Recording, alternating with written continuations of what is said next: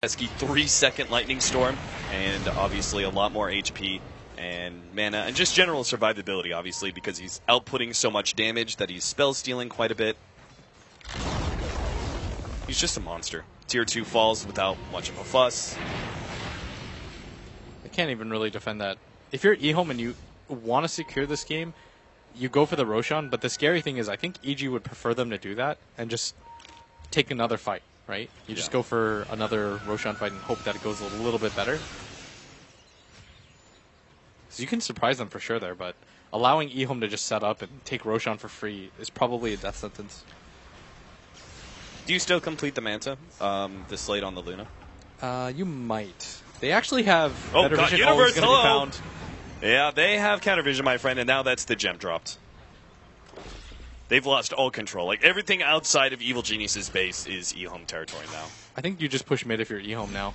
Like, it's only Universe, but still. Universe doesn't have buyback, and it is one of your initiating stuns that you've got. It's not like PPD has a Blink Dagger, and so eHome's going to feel pretty confident now, especially since they just got the gem, too. The Glimmer Cape has just become so strong. They keep the gem, the extra one, now in the Courier, sending it back to base. So even if they do lose that fight, they'll have a gem ready to go. The ultimate, all the spam essentially being dropped to try and slow down eHome while Universe is down for 15 seconds. Looks like eHome is a little bit hesitant to send CTY forward, but I don't know why. They've got a BKB and an Octarine Core on him, but it just looks like they want to secure the win. And Lanam actually has the Vendetta, which shouldn't do too much, but I guess it's just one other thing to have to deal with. Yeah. I mean, well, essentially, especially because they do not have... oh, no, they do.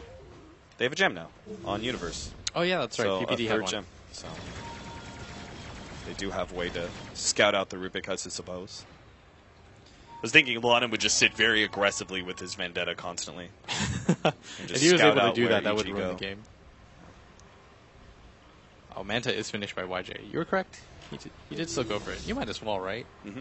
Why fill up the extra item slot when you're probably going to get the Aegis? Yeah, and you're still going to go Boots of Travel to replace your Treads, and then the Scotty to replace the 6th slot, the TP scroll slot. Exactly. Is that the item build? Yeah, Okay. I think so. More than anything, it's just, if he goes for another item, he can't get the Aegis. Who else is going to hold the Aegis on eHome? Your Leshrac is 6 slotted. You probably give the cheese to the Darkseer, who's got a wand to drop. It's part of Dota item resources. Oh, Roche is up. You think EG should fight a Roche? I think they have to, right? I mean, it's a very clear role that eHome is on. You gotta try and throw a wrench in this spanner, you know? Yeah, Fierce TPing back already, but they gotta go for this finale. Yeah, Sumail decided to go for the Shivas. I think he had to. Like, it's not just the Luna or the Leshrac that matters. It's both of them, and they gotta move quickly. This is gonna be done pretty fast. Too late. eHome already halfway through Roshan. Maybe they don't even know that. They have to know that it's up. Maybe they just understand that they can't really fight in there. I mean, they are going to be playing around buybacks quite heavily, I would presume. They still have... okay, they have no buybacks. They have 0 buybacks. It's all based on gold, and they have no buybacks. I mean, Storm Spirit has 12 Bloodstone charges, so that's a decently low death timer, but not low enough for you to die and continue to force the fight. You need 1 per level, I think. Yeah. How do I not know this for sure? That's usually how I read it. Like, Yeah. if I have 15 Bloodstone charges by level 15, I'm like, yeah, that's about an instant respawn. Yeah, so the Shivas is almost completed on CTY, and he actually is the one that takes the cheese, which I guess is okay. I feel like this is one of the biggest item upgrades, despite, we're talking about all these like great late-game items for Luna and everything else. I feel like this Blink Dagger from DDC is actually one of the biggest pickups they can get over the last, 5 to 10 minutes, because that now means they have Blink Darkseer and Blink Winter Wyvern. If they manage to get a combination, the teamfight's just over. They've got... The problem right now for EG is that there's just so much lockdown on eHome right now. From the Winter's Curse alone, it's going to scare everybody on EG. Because you can't really group up, but eHome's lineup forces you to walk into them, and EG, they've pretty much got one shot at this, especially with no buybacks up, and there's no farm progression coming on the side of EG because they can't leave their base. So this next fight is really going to determine a lot. If they can hold, though, and you get a few more Bloodstone charges on Sumail, Storm is one of the best heroes at turning around a game that's lost. and you've already got the, sort of like the maxed out E-Helm almost. So they actually now have a Vlad's on Darkseer, another upgrade for, in particular, our Luna. And here it comes, the death push out from E-Helm. In this game number 2 between Evil Geniuses, E-Helm are desperate for a win. They've lost too many games that have been close. Shiva is now complete for CTY as well. YJ is already dropping a bit low. Of course, he's got a Satanic and Aegis. So if it costs him half his HP, and yeah, as he backs up, he immediately gets both an Urn as well as a Cold Embrace to heal him back up to full. He still has the Manta too, so going for the high ground right here is not that big of an issue for E-Helm. They just are so afraid of losing this fight. Comes forward again, trying to do Universe on the side though. Yeah, they try and grab him, and Sumail jumping in on DDC, but immediately the Ghost Scepters are there to be able to defend. And down, Universe still doesn't find quite the opening he's looking for, and now that that's sort of been stunted, E-Helm surge right back into the enemy base. Look to be able to take that melee racks. Universe comes back in. Sumail jumping for bottom this time, but again, the Ghost Scepter is there. Sumail just has no effectiveness against that. Now, we do have our Luna dropping the Aegis. Fear actually gets controlled by the Winter's Curse and really doesn't do much there. YJ is going to be in a bad position because he doesn't have his BKB, but of course there's a Cold Embrace to keep him alive. Now Sumail actually hit by the Yule Scepter, plus the Split Earth combination. Controls him a little bit, but a good force staff to the side helps get him away. The ultimate out from YJ chases away the rest of Evil Geniuses, and they manage to actually do a lot, forcing E-Helm to drop the Aegis and a couple of their heroes. Oh, that bounce! Oh, wow. Universe stuck out. Sumail's now going to jump in, going for Laudanum. They have a really good call down to be able to slow down the rest of E-Helm. This could be EG cleaning up. They get one of the supports, but now YJ and CTY are still looking very healthy, and he's got the Satanic on top of that. Fear falls. He doesn't have a buyback. Evil Geniuses, this is just, they had too much of a deficit facing E-Helm.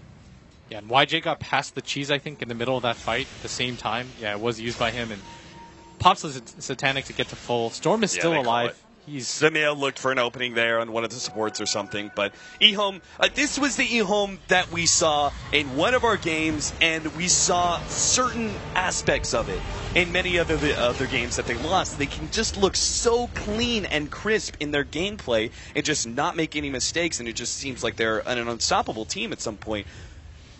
I'm not sure what really changed between Game 1 and Game 2 for them to get that kind of mentality, but if they keep it up, I can see E-Helm going very far. Yeah, and Sumail goes 9-1-3 and still manages to lose, and what a weird game is, for once, I mean, they didn't even focus Sumail. Like, they let him pretty much have free reign, and just shutting out the rest of the cores, EG struggle, but E-Helm managed to split this 1-1 and pass it back to our analysts now? Yep, analysts, what do you think? What do we think? Sidrin? I don't know. Were you distracted by your newfound toys here? No, I was very impressed by E-Helm in this game, actually. As I just said to you, which was not on camera, but yes. They played. I think their high ground sieging in this game with their two Aegis was really high quality. It was pretty much the same as. Okay, I believe we had a little bit of a sound issue there. Hey, well, since it was off camera 2 times in a row, do you want to repeat what you think? Okay, is my sound good now? Yes. I think we're yes. good. Okay, we're good. All right, that might be on me. So yeah, E-Helm played a really phenomenal game. I think as Blitz and Capitalist were pointing out in both games, they played really solid early game. In Game 1, they weren't able to transition correctly into the mid-late game. In this game, they secure Roshans. Their teamfight structure is really good. Their positioning, the way they spread out and disallow Storm Spirit from finding key kills early on in fights. And then when it comes to the base sieges, they use the Aegises very well. As I said to you, it was kind of secret-esque when it comes to the base siege. I think it was really structured. They had the right idea with Luna and Leshrac in front, the supports in the back, and just backing up very nicely with the Winter Wyvern, with the Cold Embrace, the Winter's Curse timings. Everything was beautifully done. Very, very impressive from E-Helm. Yeah, let's continue talking about the game as we bring up some highlights to showcase once again just how well E-Helm played in that game versus EG. Ben, what about you? Were you just as impressed about E-Helm, and was this a vastly different E-Helm than we saw before? Yes, but also I think it was a little bit of a different EG draft. The score was like 8 kills in like 25 minutes, which Nix Assassin just does not fare very well in. This is a big fight taken up top, and Sumail barely makes it out alive, but they have a really far mid laner, and I think that's actually pretty atypical when Sumail is playing, but he's in a very underhanded matchup. Leshrac versus anyone, Leshrac is generally a big favorite, but But you have to consider that PPD wasn't on a quote-unquote classic PPD hero. It wasn't an Abaddon and Omni Knight. What he actually did at the start of the game was very unusual. I think they had maybe wanted to wait to use this particular strategy, but what they did was get Tusk with level 1 Ice Shards and pull into the neutral camp. But that's a greedy play. That's actually an AoE play. So they don't actually have any help for Sumail in the mid lane. They don't have any pressure onto CTY. He's like getting bullied at his tower, and CTY was still beating Sumail in CS even though multiple creep waves were redirected to the neutrals. So that goes to show you how strong CTY's mechanicals and laning skills are, as well as how strong of a Leshrac he plays. So I think that he was just out of control in terms of farm, and PBE was still very, very weak and poor throughout the game. And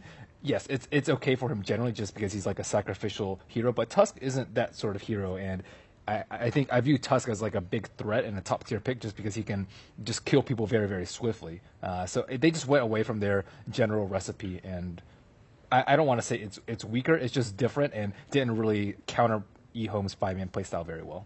Yeah, you just kept playing 5-man, and EG just couldn't get their finger in. They wanted to get some kills early on, perhaps, or at least I would imagine that would be their game plan from the start, and they just couldn't because, I mean, eHome just stuck together and basically delayed the game until they thought, oh, hey, now we can fight. Now we're ready to That's actually usually go. what EG does. Right, yeah. And then they went, and then there's very little that EG can do to stop They that. needed more wave clear, though. I Yeah. think Winter mentioned it during the draft before, is like, they don't have much wave clear, and if eHome's going to 5-mate, you need wave clear. Before they had the Sand King, as well as the Queen of Pain, both just clear at just demolishing creep waves in a matter of milliseconds. But this game, like we talked about, like Ice Shards, if that's one of the wave clears that you're relying on, you're going to have trouble defending. Yeah, Right. you need those in the fights. Yeah, so maybe a little bit of a skill disparity there. But as we go into, of course, another showcase here of eHome, just their excellent